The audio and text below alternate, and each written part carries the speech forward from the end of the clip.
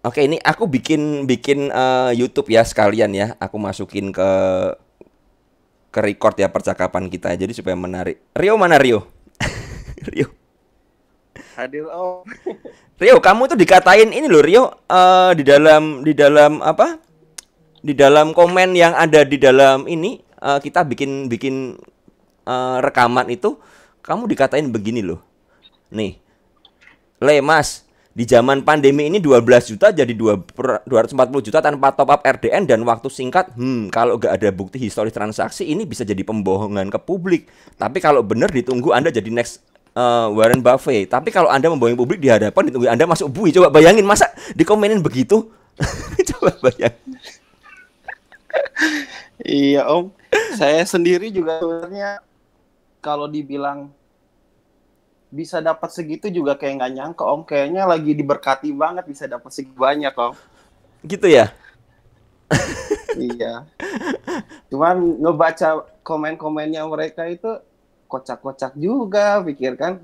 Kamu Niatnya kan maksudnya kamu sakit mau hati nggak sih? sharing aja gitu. Kamu sakit hati Belum nggak ada sih Om. digituin?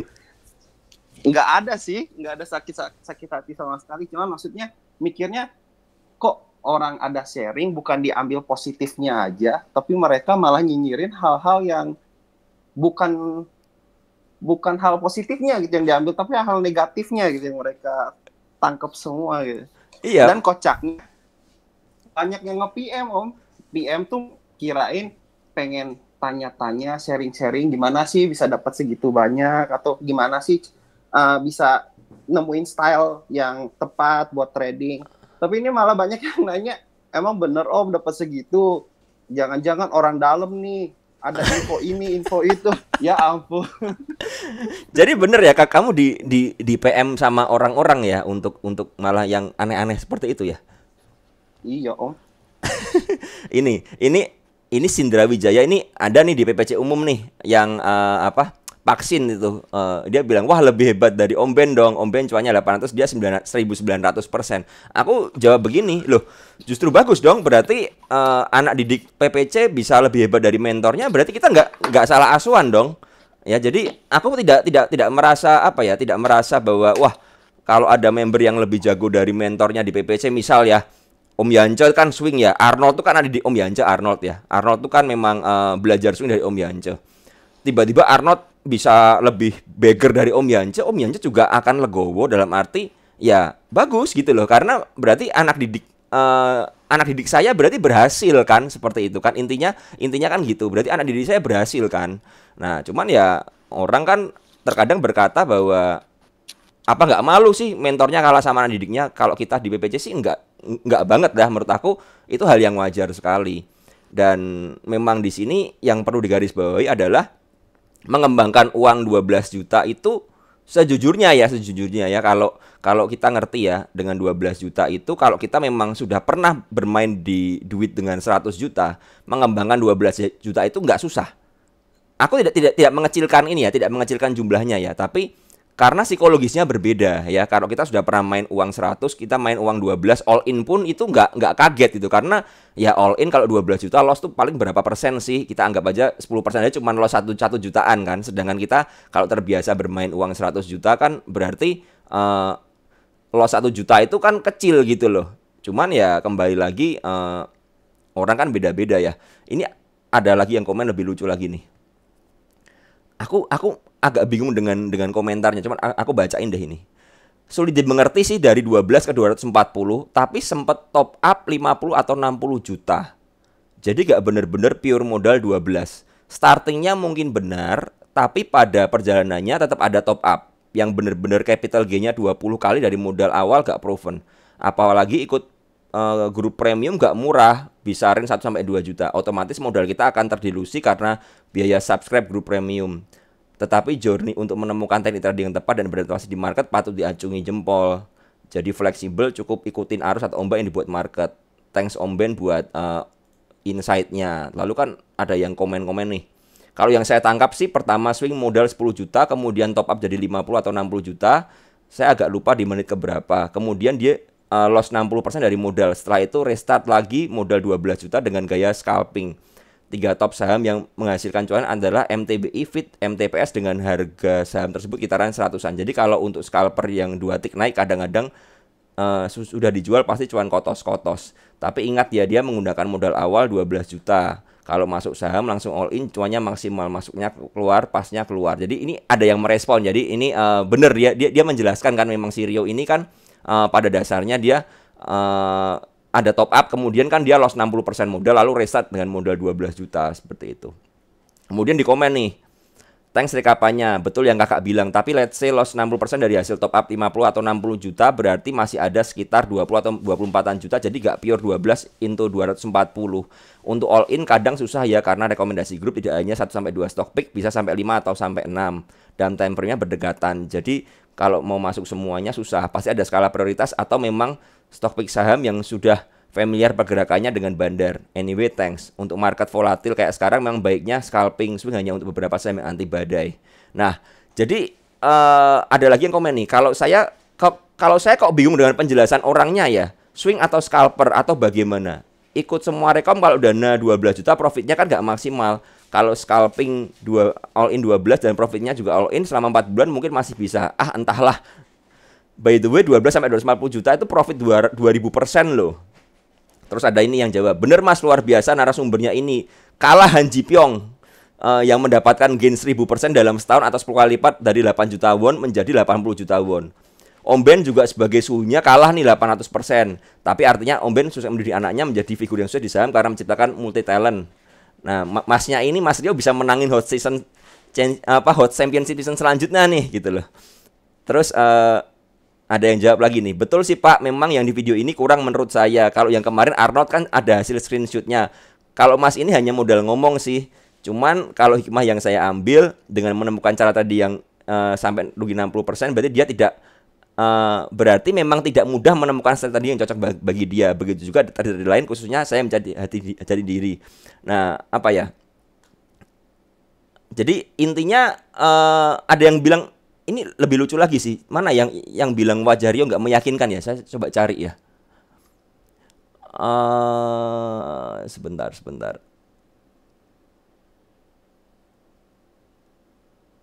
Nah, ini ada yang komen nih. Maaf Om, kedepannya bisa speak by data. Di grup lain ada juga 20 juta jadi 500 juta selama 4 bulan. Tapi cuma cerita, tidak ada story dan data yang dipertanggungjawabkan. Kalau memang benar, saya mau titip duit.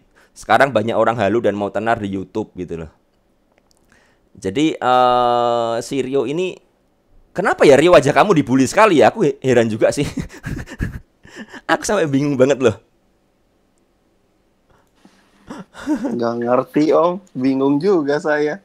Ini ada Aikwan nih. Lah ini Mario Chandra, pre-sales kantor gue. Ini siapa? Kamu kenal? Kenal Om, jadi dia ini salesnya di kantor saya. Cuman saya jarang dapat project bareng dia sih, karena memang beda divisi. Nah, kebetulan saya nggak nge-save nomor baru dia. Ternyata dia tuh udah join di PPC. Oke. Cuman karena saya nggak nge-add kontaknya dia, jadi saya nggak tahu. Nah, ketika si video ini muncul, dia langsung nge-PM saya, nge-tagging juga di grup ini. Saya pikir ini siapa ya? Tiba-tiba dia langsung kontak saya ke nomor WA. Oh, ternyata saya gitu. Dia juga nggak nyadar kalau saya main saham. Terus dia share ke teman-teman di kantor. Sebenarnya teman-teman kantor tuh semua rata-rata nggak tahu kalau saya trading gitu loh. Jadinya lumayan rame juga Om di grup-grup kantor kayak gitu. Iya. Ini aku kan habis dapat data dari kamu yang aku lupa tampilin. Jadi aku minta maaf nih, gara-gara aku lupa tampil kamu jadi korban ini. Jadi ini kamu tampilin ya. Ini kan yang gain loss ini 1 Maret sampai 30 Juni ini kamu grossnya 300 juta dengan net 241 juta ya. Berarti kamu fee-nya 60 juta ya. Oke lah ya untuk scalping dengan segitu. Jadi memang profitnya 240 jutaan ya, bener ya. Lalu untuk P return-nya ya, profit return-nya ini kan ada, kalau di Mirai kan bisa lihat monthly tuh. Yang bulan 3 ini kan memang ada profit 20 juta, kemudian deposit 7 juta, kemudian withdraw 29. Lalu bulan 4 profit 64 juta, bulan 5 profit 82 juta, deposit 15 tarik 9,4.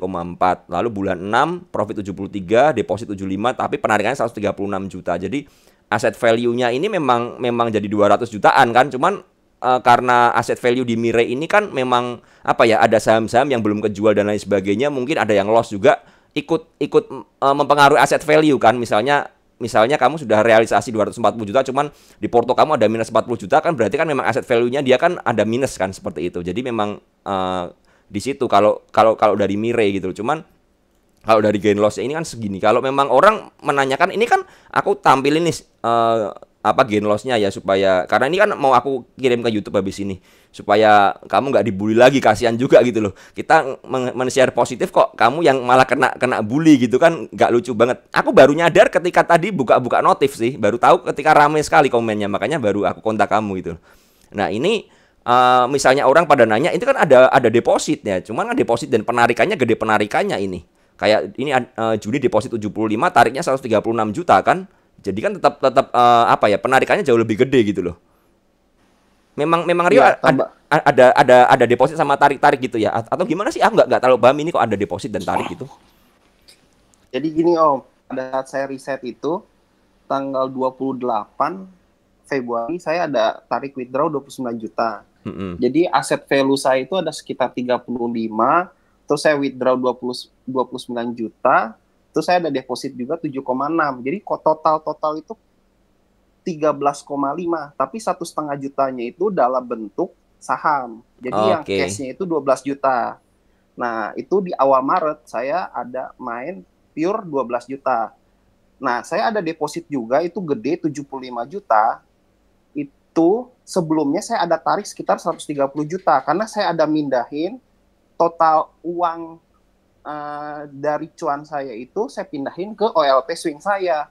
Tapi ternyata di OLT swing itu posisinya malah nggak kepake banyak karena waktu itu memang banyak kan saham-saham fast trade yang justru jalan. Akhirnya saya balikin lagi 75 juta ke akun YP saya. Itu pun saya deposit itu per tanggal 30 Juni. Akhir Juni baru saya deposit. Kayak gitu sih Om. Iya, tapi ini sudah cukup meyakinkan lah harusnya ya,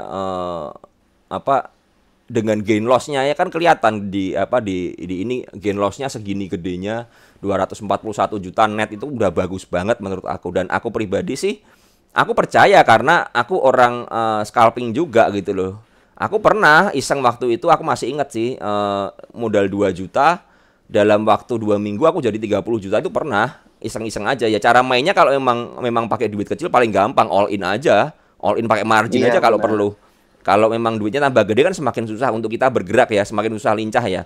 Kalau kita main di saham yang harga 50-an ya, kita main pakai 2 juta aja, geraknya kan enak masuk keluarnya kan, apalagi pakai margin. Nah, persenannya kan jauh lebih cepat bertambah kan, cuman ya kalau pakai uang yang lebih gede lebih susah lagi. Makanya aku bilang sih, beberapa teman kemarin ada yang PM aku mau ikut Hot Championship tapi mau ikut yang kelas semut. Aku bilang, kalau kamu memang ikut kelas semut itu lebih susah loh, karena apa? Karena mengembangkan uang di bawah 10 juta itu jauh lebih gampang daripada mengembangkan uang di atas 10 juta gitu loh. Jadi semakin, menurut aku kelas semut itu bakal semakin susah juga, kompetisinya bakal semakin banyak orangnya. Tapi kalau memang mau ya masuk yang di champ aja paling enggak lah ya. Kalau yang premier kan memang butuh dana gede. Dan premier musuhnya mungkin muridnya Mas Bekti sih musuhnya mungkin. Cuma aku nggak ngerti muridnya Mas Bekti ikut premier atau ikut champ, aku nggak ngerti sih. Gitu. Kalau teman-teman di sini sebenarnya yang lain ini ada berapa sih coba yang lagi dengerin ini? Ada 52 orang. Kalian ada kesusahan nggak sih di PPC? Maksudnya kalian kan ini kan member lifetime ya, kebetulan semua member lifetime semua. Jadi ada nggak kesulitan mumpung aku juga ada waktu senggang. Jarang-jarang nih kita bikin voice chat seperti ini. Silakan kalau memang teman-teman mau ada ngobrol atau curhat atau apa, bebas aja. Silakan teman-teman.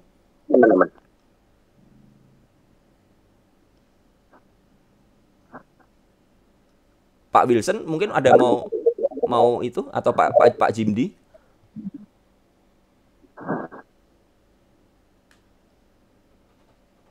atau yang lain mungkin.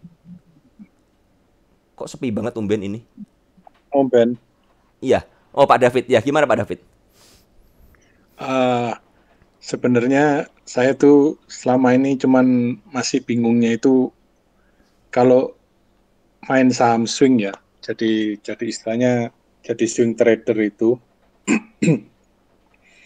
kalau kita rencananya jual sampai misalnya akhir tahun gitu kan, kita kan keep itu saham. Cuman kalau nggak dijual sering kena PHP. Dan yang paling fatal ini yang terakhir ini pas kena saham buka ini longsor semua bareng-bareng semua jadi padahal rencananya kan mau di swing gitu, swing panjang gitu. Iya, betul, Pak. Jadi nggak di TP-TP gitu. Jadi sebaiknya gimana ya kalau main untuk saham swing jadi swing trader itu apakah TP bertahap nanti begitu turun kita beli lagi gitu. Cuman risikonya memang average-nya jadi rusak ya. Iya, average-nya jadi rusak. Average-nya rusak, tapi yang ya mungkin cuannya udah diambil duluan gitu.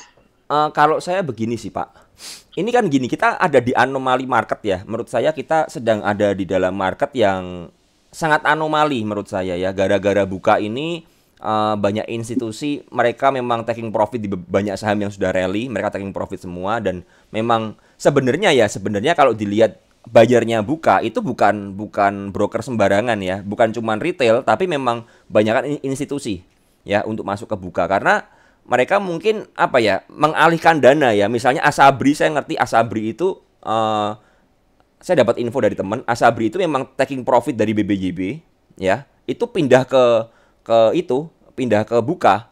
Jadi waktu saya 1.800 ya, itu BBYB naik kenceng kan. NI itu tiba-tiba buang barang banyak banget, sekitar 100 miliar kalau nggak salah NI. Nah lalu NI di jam yang sama tiba-tiba melakukan pembelian di buka itu 80 miliar. Jadi dengan peralihan dana seperti ini memang apa ya mempengaruhi kestabilan market. Nah kalau Pak David nanya bagaimana sih enaknya kita untuk kedepannya itu, kalau saya bilang seperti ini Pak, kita memang tidak bisa apa ya, kita punya plan untuk swing sebuah saham ya, saham ini misalnya BBHI dan kawan-kawan ya. Saya pun juga punya BNBA waktu itu, saya punya plan BNBA, tapi ketika market berbalik arah ya dan tekanan begitu besar, otomatis ya apa ya, kita tidak boleh mengabaikan faktor resiko Pak. Kecuali kita baru masuk ke saham itu baru porsi 20%. Nah, itu bebas. Kalau memang Bapak nggak mau taking profit atau mau di hold, silahkan. Ya, dengan resikonya ya. Tapi kalau memang kita sudah masuk lebih dari 50%, maka mau nggak mau dengan market yang berubah, kita harus menyesuaikan. Kita nggak bisa tutup mata sih dengan keadaan seperti ini ya. IHSG yang tiba-tiba dikocok seperti ini, saham-saham yang Bank Mini itu tiba-tiba ARB berjilid-jilid semua ya, tiba-tiba rontok habis-habisan. Kita nggak bisa tutup mata. Memang sebenarnya secara TA dia masih bagus. Tapi kita harus melihat faktor resikonya Pak. Jadi menurut saya kan saya selalu bilang keamanan resiko itu, keamanan modal itu yang terutama daripada profit kita. Kita boleh melakukan plan seperti ini, tapi kalau marketnya berbalik arah, kita harus melihat apa kita sanggup menahan Pak. Saya pribadi, saya batal semua plan saya dan saya memang keluar semua. Seperti agro pun saya akhirnya keluar seperti itu ya. BRIS pun saya akhirnya keluar juga dan masuk lagi di bawah. Jadi akhirnya mau nggak mau kita harus melakukan perubahan strategi seperti itu. Jadi saya agro itu saya kehilangan profit cukup besar Pak. Agro BRIS saya kehilangan profit cukup besar. Saya masuk dalam jumlah yang lumayan banyak dan sudah profit di atas 15%. Akhirnya rontok tinggal sisa 3% saya, atau 4% atau 5% saya lupa. Saya taking profit dah sudah. Karena memang hari itu langsung ARB kan, langsung diguyur seperti itu. Ya saya mau nggak mau harus ya udah keluar aja. Kena trailing stop seperti itu. Ya itu bagian dari kita apa ya, menyesuaikan dengan market. Jujur ya, saya kontak sama Michael Yo ya. Michael Yo itu kan juga cukup expert dalam swing ya. Dia telepon saya juga waktu itu. Dia bilang plan saya gagal semua, berantakan semua gara-gara ini. Lalu kan saya tanya, lalu kamu bagaimana? Ya, saya bilang sama grup saya di Sukor yang saya kasih rekom ya, kita mau nggak mau keluar dulu. Nanti lihat bawah bagaimana baru kita masuk. Ya, jadi itu memang seharusnya kita sebagai trader itu seperti itu. Entah kita mau memang jadi seorang swing trader atau jadi scalper, ketika market berbalik arah, kita nggak boleh melawan market. Karena kalau marketnya memang tekanan jual gede. Contoh seperti ini. Banyak saham saya yakin teman-teman di sini yang paham Broksum pasti ngerti ada banyak saham yang bandar atau big playernya yang aku masih di dalam dan mereka nggak bisa keluar. Itu banyak sekali. Nah, permasalahannya satu, mereka itu kita nggak ngerti plan mereka berapa panjang, itu yang pertama. Dan yang kedua, porsi yang mereka masukkan walaupun memang misalnya gede ya, misalnya contoh masuk ke dalam sebuah saham, misalnya ada saham A gitu ya, mereka masuk sekitar 5M atau 10M gitu ya, dalam jumlah yang besar dan masif yang terus-menerus selama 3 hari berturut-turut ya, mereka akumulasi, tiba-tiba marketnya berbalik arah, mereka diem aja dan mereka nggak jualan. Nah, kita nggak ngerti mereka masuk dana itu berapa persen porsi. Jadi bisa aja mereka kasarnya begini, mereka tidak bodoh juga untuk mau menahan gempuran panik sell retail. Karena apa? Mereka berpikir dengan market yang panik seperti ini, alangkah lebih baiknya mereka membiarkan, mereka nggak nahan, biar aja ARB sahamnya. Tujuannya apa? Ketika di bawah, di satu titik pasti akan ada retail yang cut loss di sana. Nah, ketika marketnya mereda, mereka baru re-entry atau buyback. Atau melakukan pembelian lagi untuk average down punya mereka dengan jumlah yang lebih besar seperti itu. Itu terjadi gitu loh. Dan kita nggak bisa apa ya, makanya saya selalu bilang kalau kita lihat Broksum tanpa lihat TA, kita buta. Karena apa? Kita nggak ngerti ini si bandar besar ini mau apa ya, mau berapa lama di dalam gitu loh, dan berapa porsi yang telah dia masukkan. Nah, kita yang bisa kita lakukan adalah kita melihat diri kita. Jadi kita lihat diri kita, Pak. Kalau kita merasa bahwa kita terlalu gede, ya udah kita legowo aja untuk merelakan diri kita, ya udah kita ngalah lah, kita cut loss atau kita buang dulu. Nanti ketika marketnya mereda, kita lihat lagi, kita analisa ulang. Kalau memang masih bagus, masih uptrend, masih belum patah dan lain sebagainya, bandarnya kita lihat masih belum keluar, kita bolehlah buyback di area bawah. Tapi kembali lagi yang saya ingatkan di sini adalah kita harus melihat portofolio dan kemampuan kita di luar akumulasi bandar. Akan sangat konyol sekali kalau kita melihat akumulasi bandar, dia akum terus, tapi kita sudah all in porsi dan average kita di atas. Ya kita harus mau mengakui dong bahwa kita terlalu agresif, mungkin kita tidak mempertimbangkan adanya faktor X seperti ini yang buka ini ya. Mau nggak mau kita harus legowo, kita cut loss atau kita jual dulu, lalu kita buyback di bawah. Kalau saran saya sih itu Pak David. Mungkin dari Pak David ada yang mau ditambahkan? Jadi kalau misalnya kayak Breeze itu ya, saya lihat dua candle kan dia udah rebound ya istilahnya ya. Nah itu saya udah mulai masuk lagi. Karena saya lihat candlenya si Breeze ini udah untuk yang time frame daily 2 hari dia candlenya udah mulai retrace gitu. Iya betul. Saya mulai masuk lagi. Iya betul. Kalau yang lain memang pas kebetulan misalnya kayak baca gitu ya, saya udah di dalam, average-nya masih lebih rendah dari waktu itu, terus kan kemarin kena ARB, jadi bukan ARB ya, hampir ARB ya. Nah itu mau nggak mau harus average down saya harus average down. Nah saya ngambilnya gimana? Saya ngambilnya pakai titik-titik Fibonacci. Pakai Fibonacci, saya perkirakan dia akan mantul sampai di berapa, saya tungguin aja di situ. Gitu. Iya, oke. Betul Pak, itu setuju. Saya pribadi saya juga buyback Breeze Pak. Kemarin jadi kalau saya sih Breeze itu saya jual di atas dulu, kemudian saya beli lagi di bawah. Tujuannya supaya average saya lebih rendah gitu loh Pak. Jadi ya mau nggak mau lah kita melakukan penyesuaian dengan market ya. Tapi kalau kita bersikeras menahan ya konyol menurut saya ya, karena marketnya seperti ini. Saya percaya besok ini market nggak ngerti akan ramai atau enggak karena hari kecepit ya, tanggal 17 kita libur, dan besok mungkin kok ya yang digoreng ya saham-saham itu aja kayak BBKP yang lagi rame, mungkin BRMS atau apa ya, paling itu aja sih. Cuman menurut saya untuk melihat kestabilan market agak susah sih dengan posisi sekarang. Saya jujur saya punya BBTN ya di harga 1.300-an. Itu kemarin juga saya sell on strength. Saya jual 70% dari yang sudah saya masuk gitu loh. Saya masuk cukup besar di BBTN sih, agak gede ya. Saya sudah jual banyak gitu loh.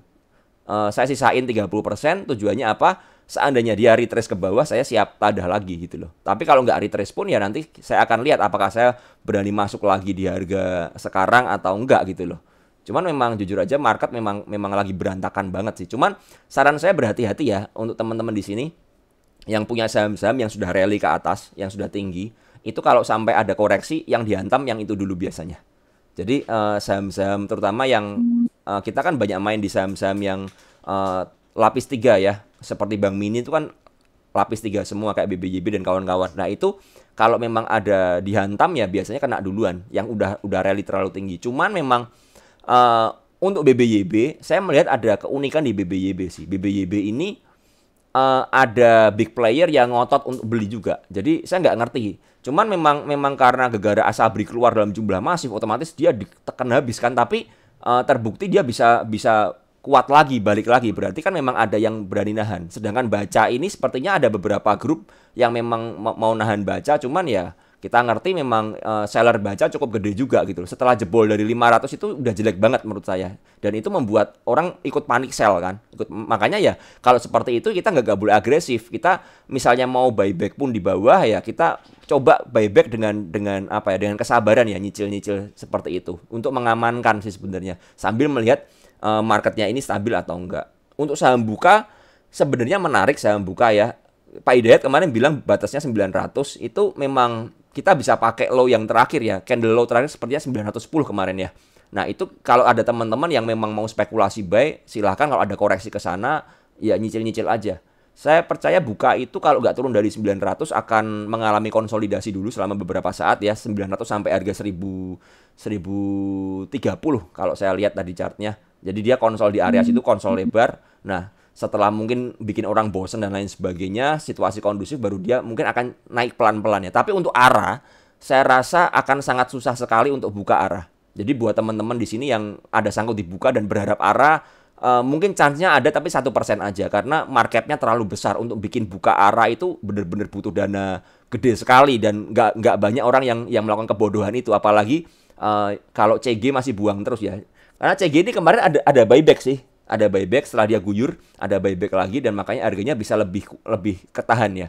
Cuman ya hati-hati aja karena marketnya besar jadi bakal konsol. Kalau teman-teman memang mau coba swing ya boleh lah ya kita ambil di dekat-dekat 900 itu kalau ada dikasih sih. Kalau saya sih itu. Mungkin teman-teman lain ya gimana Pak David? Jadi sementara ini saya kan nggak tahu nanti IHSG-nya bakalan kayak apa ya. Jadi yang saham saya yang ada, saya pasangin semua auto sell berdasarkan Fibonacci, saya pasang bertahap. Iya, betul. Jual Pak. Bertahap sesuai Fibonacci. Iya, betul Pak. Nggak apa-apa. Intinya adalah kita harus mengantisipasi semua kemungkinan yang terjadi ya Pak, dan meminimalkan resiko. Kalau saya sih seperti itu sih. Jadi saran saya jangan nggak pasang stop loss ya dengan market yang seperti ini. Jangan nggak pasang stop loss menurut saya. Jadi tetap misalnya teman-teman porsinya kegedean ya harus mau nggak mau mungkin sell on strength beberapa porsi supaya tujuannya apa, mengamankan ya. Paling nggak kalau ada profitnya nggak kegerus semuanya, ada yang sudah direalisasikan. Tapi disisain, bolehlah disisain 20%, 30%, tujuannya apa? Kalau memang average-nya masih di bawah, masih oke, nanti kita coba analisa lagi, teman-teman analisa lagi setelah marketnya mulai stabil, IHSG-nya mulai stabil, baru untuk kita buyback lagi, seperti itu sih menurut saya. Gitu. Ya, terima kasih Om Ben. Ya. Untuk teman-teman yang lain mungkin ada yang mau ditanyakan atau mau kasih masukan atau yang lain gimana? Silakan kalau ada teman-teman. Mumpung kita ada waktu ini. Om, Ya. itu BBYB akum asingnya masif sekali. Kita kalau ngantri nggak dapet Om. Iya, betul. BBYB itu memang apa ya? Kemarin waktu di ARB itu kan dia sempat turun dah. Itu tiba-tiba ditarik kenceng. Cuman kembali lagi untuk chartnya kita harus lihat sih. Coba saya buka chart BBYB juga deh. Aku juga Om. BBYB ini ngeri-ngeri sedap saya bilang ya. Karena chartnya sudah begini, modelnya sudah nggak karu-karuan begini. Kalau memang mau SL ketat saya rasa 1500 sampai 1480 lah itu area support yang kita bisa pakai ya menurut saya. Cuman kalau memang berani swing panjang ya kita bisa pakai low candle yang terakhir ya 1365 ini.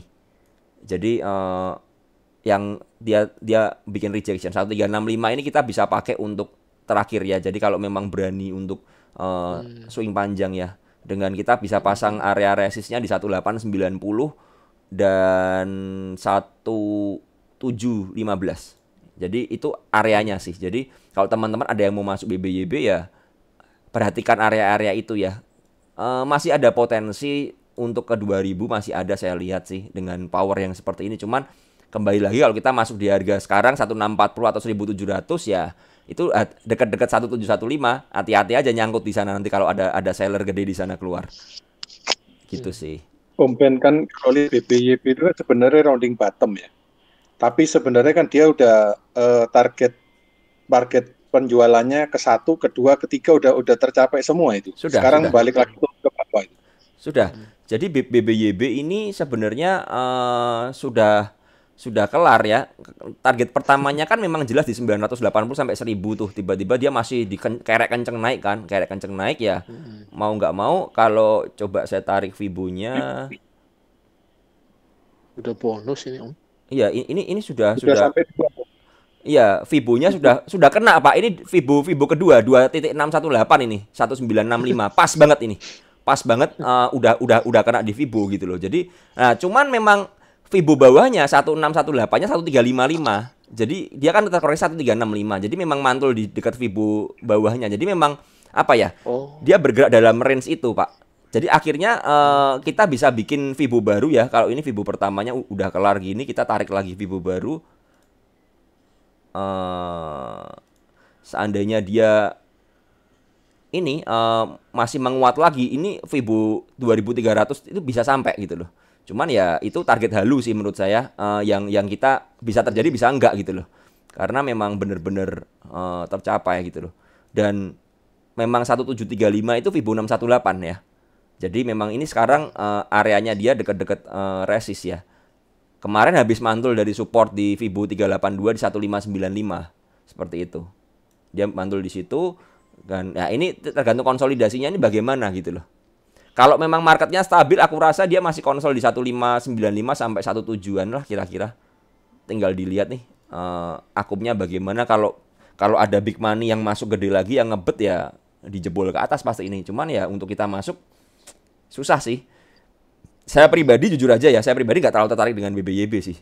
Saya lebih cari yang lain ya, karena udah seperti ini. Kecuali ya BBYB turun ke 1500 atau ke bawah itu mungkin masih bisa kita pertimbangkan ya kalau ada koreksi-koreksi.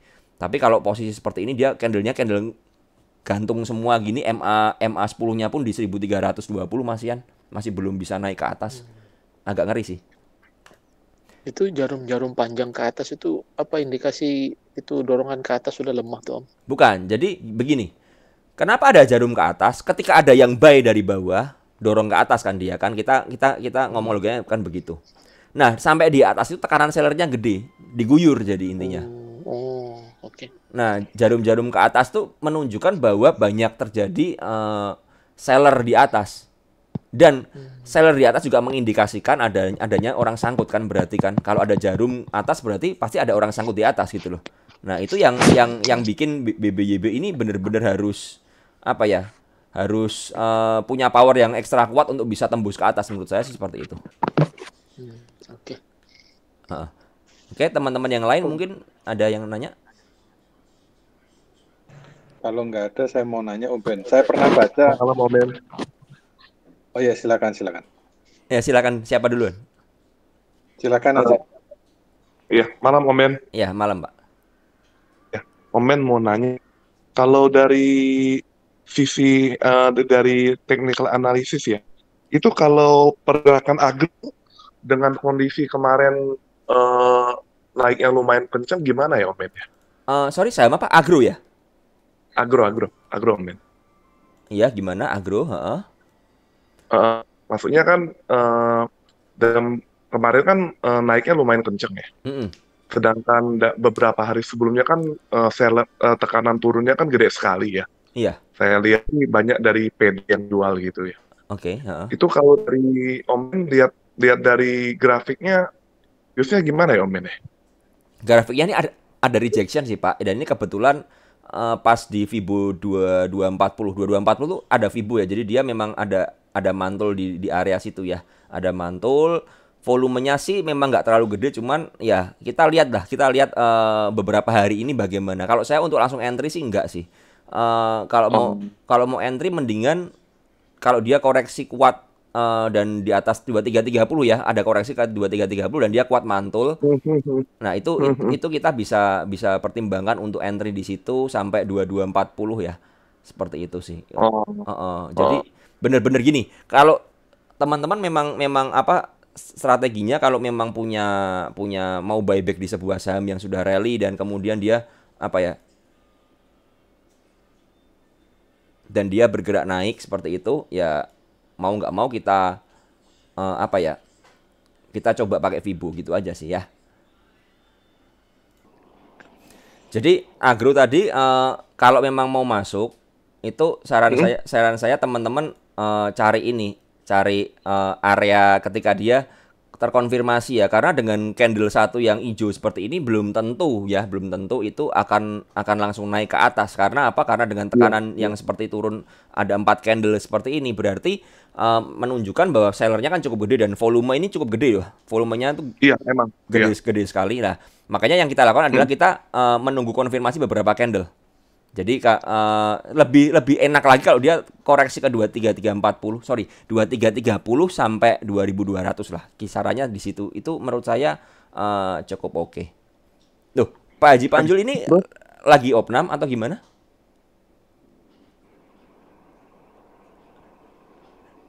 Ketane iya. Iya. Lagi kan COVID, Pak. Mau operasi Om Ben. COVID. Oh. Operasi apa, Pak? Pembengkakan hidung.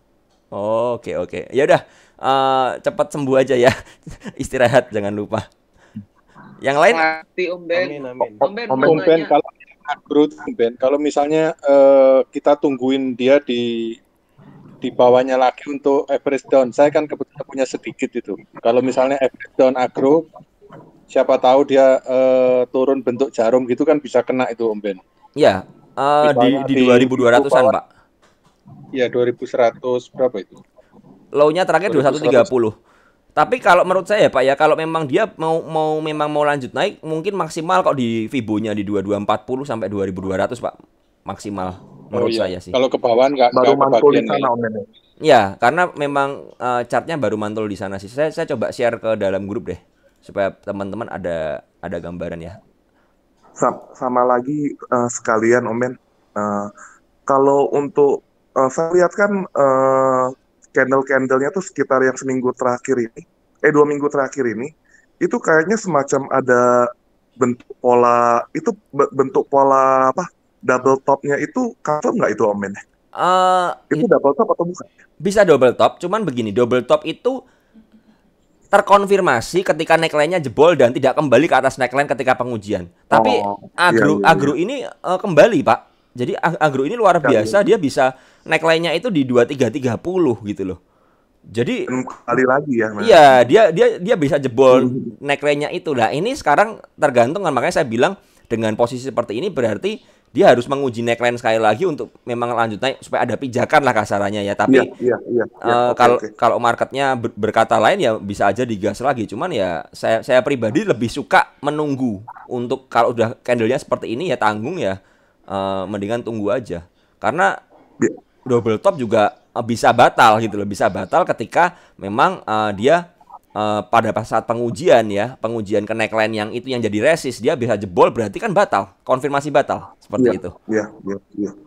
Kalau Senin candlenya hijau, silakan Pak. Ya biasanya juga agro ini kalau saya lihat kok malam kalau marketnya bagus malah dia diem aja sih, agak anomali dikit nih. Iya. Agro itu punya keunikan. Agro sama Bris tuh ada keunikan. Memang dia terkadang ketika marketnya hijau ya bagus ya, big caps-nya hijau semua, dia hijaunya tipis-tipis. Tapi kalau memang marketnya merah atau mungkin dari merah ada diem. Atau dari merah kemudian rebound, dia reboundnya kenceng. Memang gitu sih karakter sahamnya. Ya memang begitu. Iya. Makanya saya bilang kan usahakan masuk ketika dia koreksi, karena ini tipe saham yang liar gitu loh. Jadi bukan saham yang enak-enak aja. Menurut saya sih seperti itu. Oke, Ben, kirinya udah terbentuk ya, Om. Om Ben, kita boleh ikutan masuk nggak Om Ben? Kenapa? Kalau hari Senin, agro naik lagi, naik ke atas, kita boleh ikutan masuk nggak? Boleh aja, tapi 10% porsi Pak maksimal Pak. Iya. Nggak boleh gede-gede ya, nggak boleh gede-gede, Ya, nanti terlalu berisiko. berarti terkonfirmasi candle retracement-nya udah 2 candle hijau gitu ya. Ya, kalau dia sudah ada lebih enak lagi itu kalau dia sampai menguji 2330 dan mantul itu paling pas buat masuk, Pak, sebenarnya. Oh. Iya, Om Ben mau tanya Om Ben, ya. kalau antara baca dan bihit, menurut Om Ben lebih menarik mana? Antara apa? Baca dan bihit. Baca dan bihit, ya. Kalau Yo, karena baca, kan no. kalau Bihit ini kalau saya lihat apa ya? Polanya agak liar, cuman memang sebentar saya coba tarik garis deh.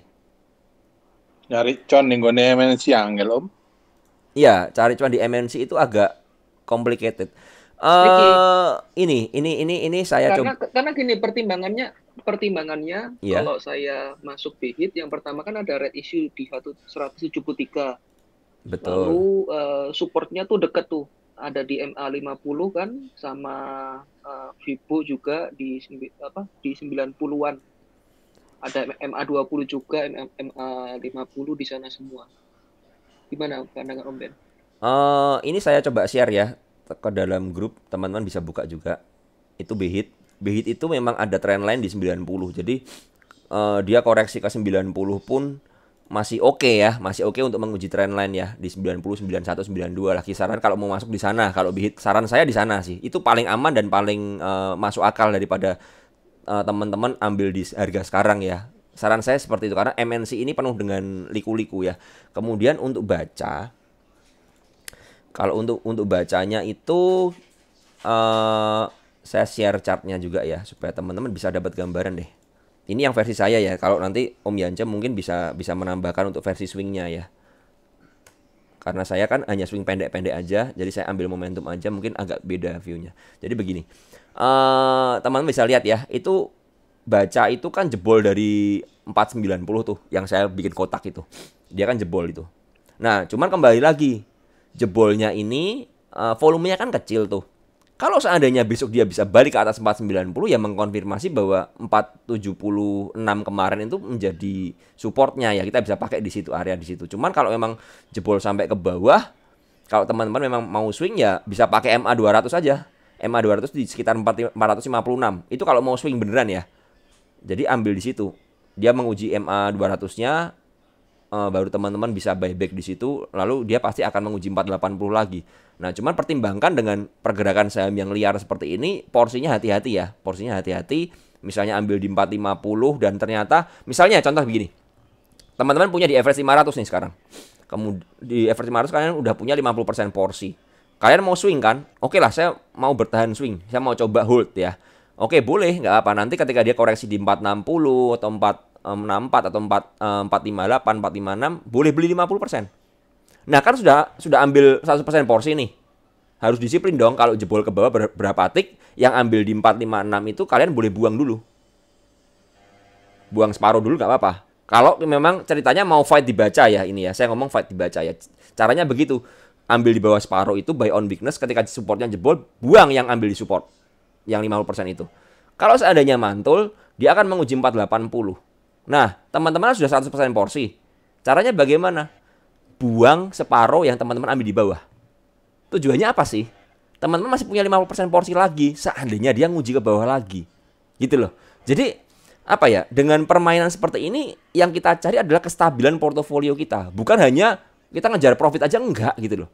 Kembali lagi, aset kita amannya bagaimana. Beda hal kalau teman-teman baru masuk di atas 20% porsi atau 10% porsi, itu beda cerita ya. Kita nggak bisa menyamakan. Tapi saya ngomong kalau yang udah kegedean, karena di sini saya lihat banyak yang udah kegedean pasti. Nah, yang udah kegedean itu hati-hati, jangan sampai kalian kehabisan porsi atau kehabisan modal atau terlalu over, akhirnya mengambil jatah dari saham lain. Misalnya kalian cuma mau masuk baca, anggap aja 100 juta ya, RDN kalian 1M misalnya seperti itu. Karena kalian mau ngebet average itu jangan sampai lebih dari 100 juta nih, malah ambil jatah dari saham lain jadi 150 juta. Jadi portofolionya akhirnya nggak balance. Yang harusnya cuma 100 juta jadi 150 sampai 200 juta. Artinya apa? Kalau sampai bacanya loss, semua profit kalian itu bisa kegerus dibaca gitu loh. Nah, itu yang jangan sampai terjadi. Ya. Saran saya sih gitu sih. Oke, thank you Om Ben. Iya, ada lagi mungkin? Ya Om, berarti ini kalau semisal nunggu sampai 457 ya. Ini sebenarnya masih area beli kan kalau semisal dilihat dari candle 2 hijau ini nih sama merah. Iya, ya masih bisa, cuman ya kembali lagi porsinya hati-hati. Ya, oke. Ya, karena kita bilang ya si baca ini masih dalam, kalau teman-teman lihat dari keseluruhan chartnya ya, dia masih dalam posisi memang mau reversal ya seperti itu. Cuman ya memang gegara banyak drama ya, jarum-jarum ke atasnya kenceng-kenceng tinggi-tinggi begini ya harus hati-hati ini.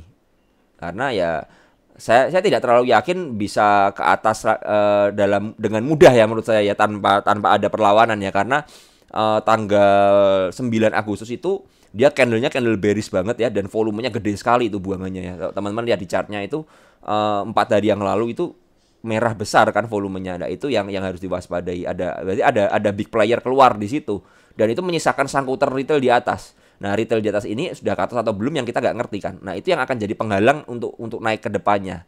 Jadi benar-benar butuh perjuangan untuk naik ini bakalan. Karena dengan adanya rejection seperti ini berarti tekanannya akan besar sekali gitu loh. Gitu kalau dari saya. Iya bener, jarumnya memang tinggi banget sih Om. Ya, betul. Kecuali ke minggu depan tahu-tahu sama dia digosipin baca sama Grab gitu ya. Langsung Ya, kalau kecuali tiba-tiba muncul berita yang spektakuler itu bisa arah itu. beneran bisa arah itu. Kayak ya mirip ya, karena kayak kasus BBYB begini dan baca ini saham-saham dengan market yang nggak terlalu gede banget itu loh. Kalau ada big player yang siap gelontorin duit gede ya bakal kenceng itu. Misalnya ada broker IF atau broker apa yang pakai broker AZ gitu ya, yang nahan gempuran retailnya ditarik ke atas bareng-bareng ya pasti akan naik Pak. Sama seperti BBYB kan, BBYB itu kan waktu itu yang narik AZ itu, yang bikin arah 2 kali itu gila banget itu. Nah, kalau ada yang faktor seperti itu ya kita ya ikut aja. Makanya saya bilang saham-saham seperti ini menurut saya jangan kita hanya ngejar profitnya yang maksimal aja, tapi jangan sampai kalau sampai kita loss ya jangan sampai loss maksimal gitu aja sih menurut saya. Agak susah memang kan. Ini sudah complicated, chartnya sudah rusak banget menurut saya nih. Cuman memang sekarang posisinya di area support sih gitu. Ada yang lain mungkin? Om Ben. Ya. Saya kan member baru, saya perhatiin semua pada punya baca nih di grup. Iya. Ini targetnya emang keberapa sih Om?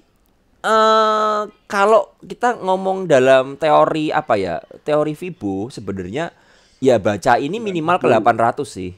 Bisa ke 800 minimal. Cuman ya kembali lagi ya, perlu diingat ini saham yang menyisakan sangkuter ya. Di sini pun ada member yang nyangkut baca di area 800 tuh udah ada beberapa orang ya yang saya ngerti, dan sudah hold berapa bulanan sampai stres mereka gitu ya. Itu yang akan terjadi juga di luaran ya. Dan orang-orang yang sangkut di harga atas itu bisa jadi akan keluar juga, dan itu menyebabkan apa ya, tekanan ya. Jadi makanya saya bilang untuk naik ini dengan chart seperti ini ya ini bakal penuh drama ini menurut saya. Kecuali memang kalau sudah kayak BBYB ya, karena BBYB itu chartnya beda lagi. BBYB itu benar-benar waktu jebol itu naiknya udah kenceng banget ya. BBYB kan sama ya dari 980 itu. Nah, ketika dia dibikin arah itu sudah volumenya gede, dan orang sudah karena berpikir wah arah ini dia ya sudah, karena sellernya kalah sama buyernya ya otomatis AZ kan belinya gila waktu itu ya ditarik seperti itu. Jadi memang benar harus hati-hati ya. Dan BBYB ini memang volume naiknya yang waktu arah itu gila banget, gede sekali volumenya itu. Untuk naik ke 1800 itu volumenya gede-gede semua, nggak ada yang kecil. Jadi bener-bener big playernya masuk semua di sana. Sedangkan baca ini belum keluar nih, belum kelihatan, malah 2 candle merah ini sellernya gede-gede sekali, yang tanggal 9 sama tanggal 3 ini. Atau tanggal 4 dan tanggal 9 ini sellernya gede. Jadi ya kita berharap ada big player yang mulai ngumpulin ya. Intinya Kalau ibu memang mau masuk ke baca ya kembali harus lihat supportnya ya, bikin trading plan kita lihat supportnya seperti yang saya ceritakan bahwa kita nggak ngerti market ke depan bagaimana, tapi yang kita ngerti adalah bagaimana cara kita melindungi aset kita. Gitu. Om Ben, kalau saya lihat di BBYB ini kok kayaknya kan kepentingannya dijaga banget ya Om Ben ya. BBYB sama BBKP ya.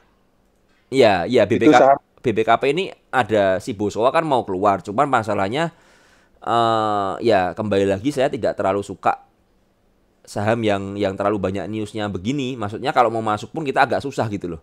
Ya kalau memang mau masuk harus benar-benar pakai porsi yang hati-hati Pak, kecuali memang mau nyopet ya, beda urusan lagi sih. Tapi kalau memang mau swing ini harus hati-hati.